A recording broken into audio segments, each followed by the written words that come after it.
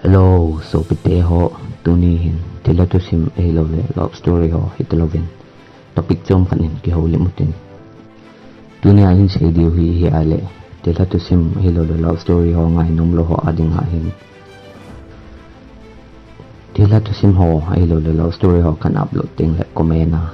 to sim ta an se win tia nan se ji ma so tuni ai chi topic kan bol hin ka sei hil ka sei walang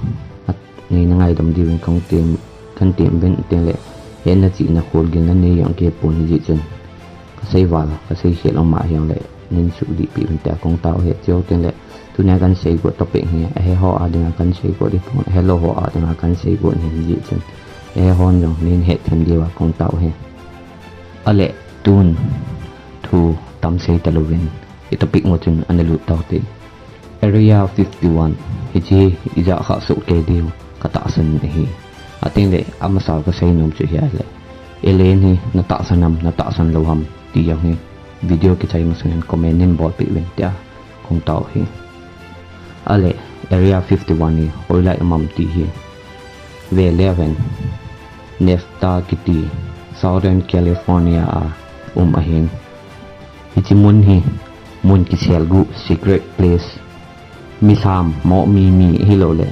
officer ke hetia mo lu the yong hipon hi ateng le hichimuna hi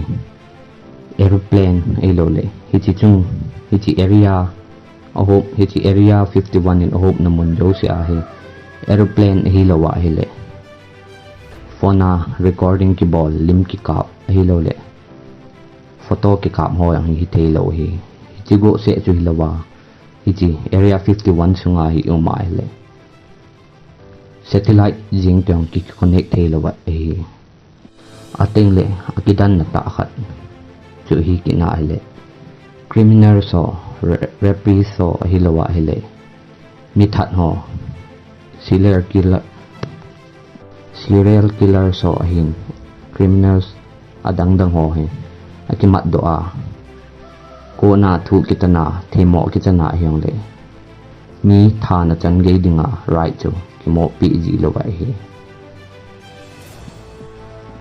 pila area 51 na hi misam hi han lang officer hi jong le alut gu chan chu alo thei lo wa hi jong le mei pum mana tha yeng na dinga yang order ki tha a hi criminals izat ki man jong le thi na chan gya go na chu ki pe hi jong le hi ji area 51 na hi government koi macha lut dinga phal lo je na nam na sana lut go koi uma yong le mei thal mana tha na thei chan ge ding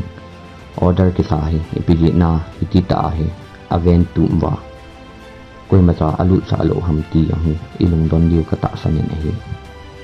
area 51 ahong min phao e lo le min han hek pa na amin ahong chi pa na hi 1989 na bob lazar kiti pasal khat him area 51 na hi scientist ka hi atin asayin hi aman asay kinin ke hi area 51 na S4 scientist anazaw ka hi atin asayin hi lungdon ta khat jo area 51 hi koi machan jong aman an phone do masang chan o umin hitilai mo na hi umai hin hichichu atin koi machan jong hichichung changa hi macha he pha ayong anei lo hin la kidang ta in aman mo min et a he na area 51 na S4 kiti mun kha na he scientist ka hi ati a sei the ham ti chu lungdon ta khan hi aman asei na area 51 S4 scientist ka panchu UFO ehon alien itio hichi ama ho wan leng hi et ki sima et hunki poto ham hilole ipp ki manga ki se maham ti ho he kein ka research ji hi tin asai kinin hi aman asai kinin hiti area 51 hin alien fi ten le alien spacecraft tamta umin hiti government ho ta chun akipun khom win na tong khom ji we hiti lai chun akosa khom we tin asayin a hi aman asay kinin hichimuna area 51 muna flying social teacher van leng ho pipi ho len na ho hi thau ho a leng talawa gravity wave a lenga hi atin asein hi iti van len na spacecraft ki ho hi thau zaw lawa iti leng thiam iti le element 115 kiti iti panna a hi thau zaw lawa gravity wave a leng thein hi iti element 115 kiti hi 2003 Russia ten an po do pan bi bo hi achuti a hele 1989 langa chu hi Bob Lazar ki pa hin hoilai ala a element 115 hi a he na routing chouting le ipa simang a hi tiang hi iti hen ham hi tiang hi lungdon ta khat a hi hi ho thu alien ho thu ai lo le hi area 51 chung changa Bob Lazarin athu se ho chu mi pi hon an he na an mi pi hon an he so phan chun hi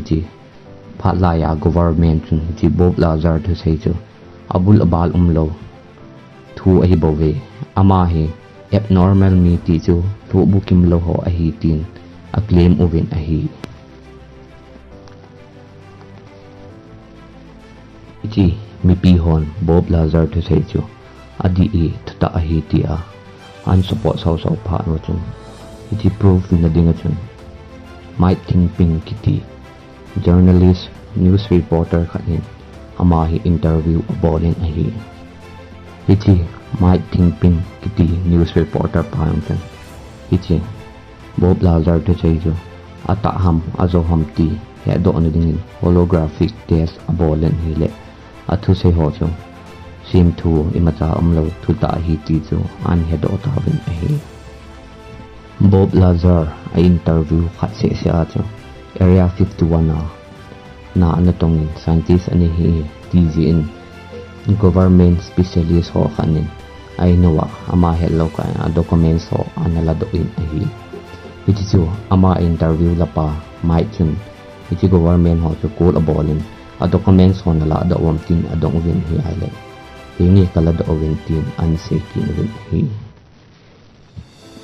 iti area 51 to kisaya hello le kinaya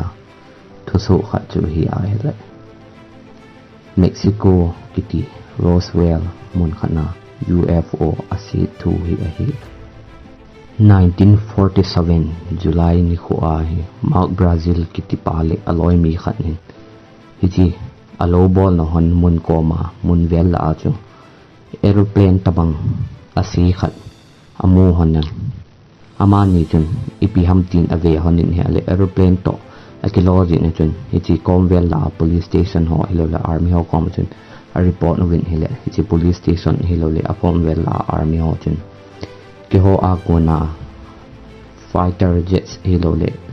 airplanes so aleng do imacha om poitin a report win mi pi ho cho he sa ki tu win a hi hi thil so chu Major Jesse Marshall kiti pa khanin police officer khanin ahong vesuin investigation hong boden hile amatun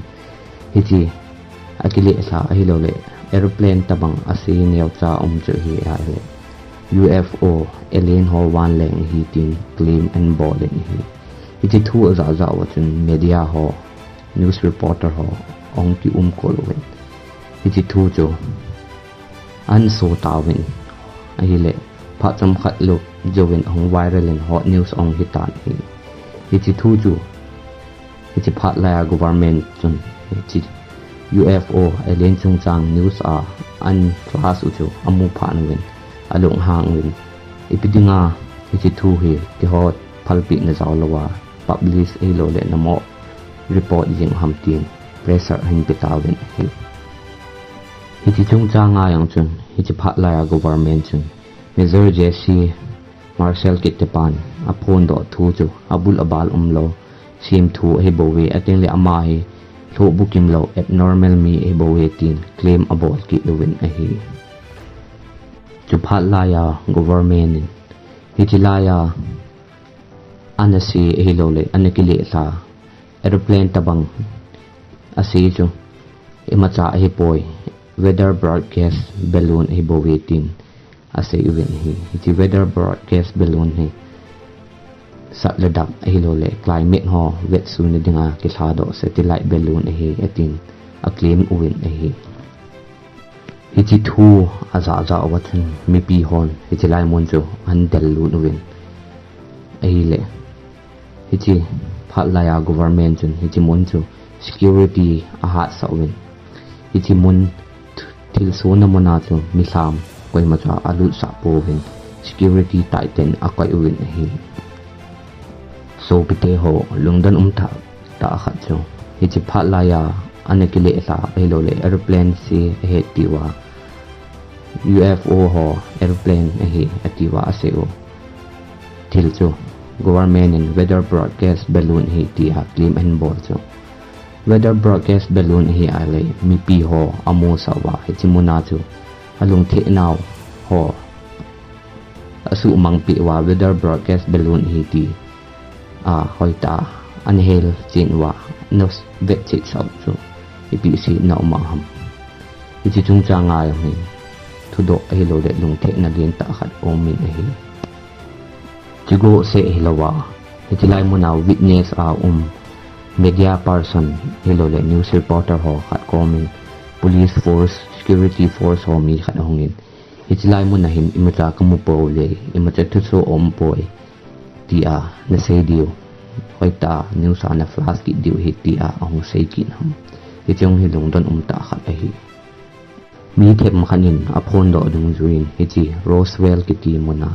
ki le sa UFO ai lo le alien chu hi chi alien chu hi Area 51 experience ahilawa ile hiti chunga results abon now UFO alien to ahitin ase even hi experiment kati experience kati experiment about alien UFO to ahitin ase even hi mi tamtain agel danwa asay danwa America Hetman lawa hiji nuclear weapon hilo lai man sa lampang defense lampanga Hetman lawa hiti ta ong khanto wa leisit chunga superpower ama hon an choi hi hiji area 51 na alien ho to kit ho wa man sa ho hoita asip ji wa hi hinte diwin ata san vin hi atin le area 51 na kites a nkipoto flight hi han lang fighter jets ipi yong le metal may pum ipi yong le area 51 na kitesa hin kipodo mansa kit phot hi lungdon ta mi min amu ayong ta san lohil khoma thil ki dang ta bol the fighter jets man cha yeng bo a hin hi he hin area 51 2 ekichai pon hi 2004 dangerous kiti pasal khanin yo hiji area 51 na hin kenya na kana tongin scientist kana hi atin asay na hi aman asay na hiji muna hin experiment ballin kana pangjin ama ball hi a hilai alien body alien ta sa ho hi vetsuya ititi hamti khol chil ho hi ahin hi ama to tongkhom thangkhom aloi tongkhom thamkhom aloi mi ni yang virus khat omin hi chachun infection hi hon athi in tin asen hi chupha na chun ama yang lo hangin chupha la ya government ko ma chun hi area 51 na government employees ho ilole na tong ho chu hoitan ave sui po we phatan care po we tin code nin jong complain abolin complain sep du ni tin akisein hi hin la hi chupha la ya government yang chun hi muna area 51 chu ome ti koi ma chan a het no ai lo le amu do lo lai din chun hi ama complain chu koi ma chan yo an san pi po win a hi a thing in ki sei le area 51 hi 2013 na bo chu hi lai hin area 51 city hi tabang mon chu ome ti a he publish a lo le hong ki declare pang bi ma a hi 2013 na officially Area 51 ki declare zo kum kha zo 2014 kumahin Wired kiti magazine khanahin Area 51 kiti papus lek tu kol chungahin ipiham ki hello thil khat aleng le in ahi atiwen asunuin ahi amahon asudwa amahon acclaim ding zui wa chun hi chi papus lek kiti chunga leng le ipiham ki hello chu hi chi chu akom vela ahi lowa hele aleng len namun achi namun ho color to chun akibang che di in a color de din namun mun color jo khel le ji atiwin asewin ahi iyam ta hiji ama hon acclaim dung zui wa cho acclaim ucho ata thuta hi ale Bob Lazar hi lo le midang dangin ase ho cho hungdi theding adi na ding chance tamta min ahi Bob Lazarin asay dung zuya elen kiti leise chunga ahong jingi atin asayin hi ama ho spacecraft hi ade de o color ala thewa na o color tuto official ji hi tin asay wen hi ale yam ta hi ji adi ale elen ho spacecraft ahong wa hyang le hui color aki khelwa hui color to ki ba chenwa alen mangwa alen le wa yang le iti he diu ham ji a chu adi na ding chance tam ta min hi aki sei cheng se hi mi him lunggel hi lo le ingai to wa ideal dung zui wa ki sei hi jeng le so na pa na area 51 hi ipidinga US government in hiti chan ni an sel gua an koya 2013 nabo officially ta mipi ang sunga an pondo hamti ang ni kido the elo le tudo a man the hi ating le ipidinga hichimun ho pa a airplane yung leng thelo ai lo ale chimun hi limyong ki ka thelo video recording hi lo le satellite yung ipidinga ki connect the sa lo hamti ho yung gial thei khop se ahi chugo se elawa heji area 51 na security ho koma chu ipidinga heji area 51 na hunglut go akom vela a cheng mi pi helang ko hiang le area 51 na hunglut go po chu kap li yeng dinga thu api ham hi chang gial thei khop se ahi tu masang nai cha thil su khat yang chu social media campaign na ko na mi asang ala ngin area 51 na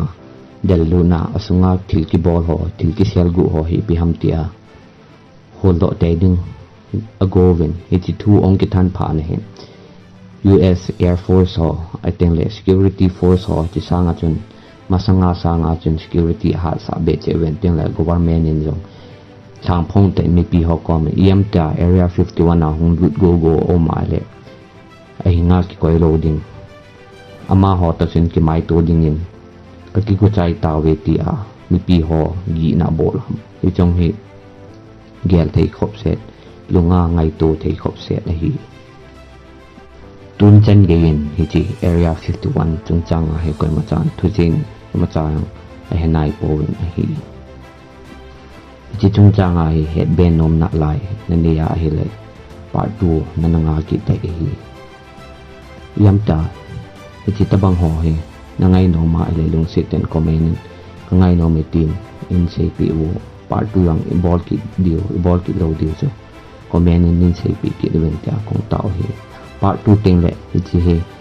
alien ho na mun mo ham a hi lo wa hele ipimun ham I tabang ham ti ho hi part 2 ting I het su ke dio hi tan te ating le chi tabang ho na ngai nom ating le na loi angai nom oma yang lung sit ten sianin bot pi na ama ko man yang anangai sa urin